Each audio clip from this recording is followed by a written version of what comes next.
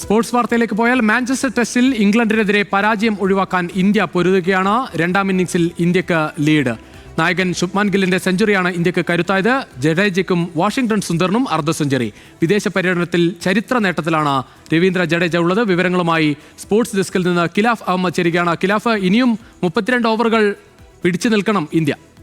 തീർച്ചയായും രുജീഷ സൂചിപ്പിച്ചതുപോലെ തന്നെ ഇനി 32 ഓവറുകളാണ് ഈ ഒരു അവസാന ദിനത്തിൽ ബാക്കിയുള്ളത്. ഈ മാഞ്ചസ്റ്റർ ടെസ്റ്റിൽ ഇന്ത്യ പൊരുതാൻ ഉറച്ചാണ് ഇന്ന് കളത്തിലിറങ്ങിയത്. കാരണം നമുക്കറിയാം, രാഹുലും അതേപോലെ തന്നെ ഗില്ലും ഇന്ന് മികച്ച രീതിയിലാണ് ബാറ്റിംഗ് ആരംഭിച്ചത്.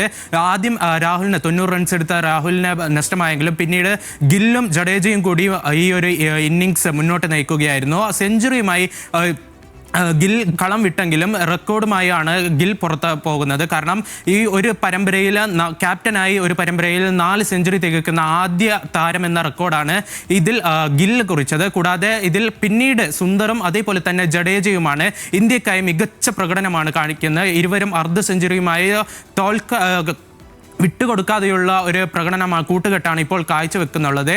ഇതിനിടെ അർദ്ധ സെഞ്ചുറി പൂർത്തിയാക്കിയ ജഡേജ മറ്റൊരു നേട്ടവും കൂടി സ്വന്തമാക്കി.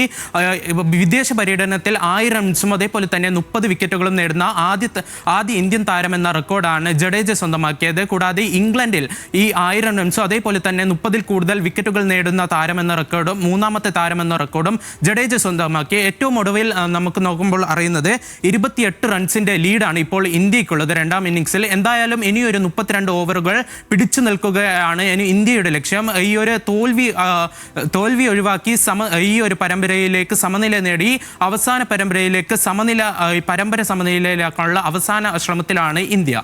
രുജീഷ്. ശരി ഖിലാഫ്, എന്തായാലും ഈ മത്സരം നഷ്ടമായാൽ പരമ്പരയും നഷ്ടമാകുമെന്നതിനാൽ അവസാന നിമിഷവും പൊരുതുകയാണ് ഇന്ത്യ. ഇനി 31 ഓവറുകളാണ് ഇന്ത്യക്ക് പിടിച്ചു നിൽക്കേണ്ടത്. നിലവിൽ 28 റൺസിന്റെ ലീഡാണ് ഇന്ത്യക്ക് ഉള്ളത്.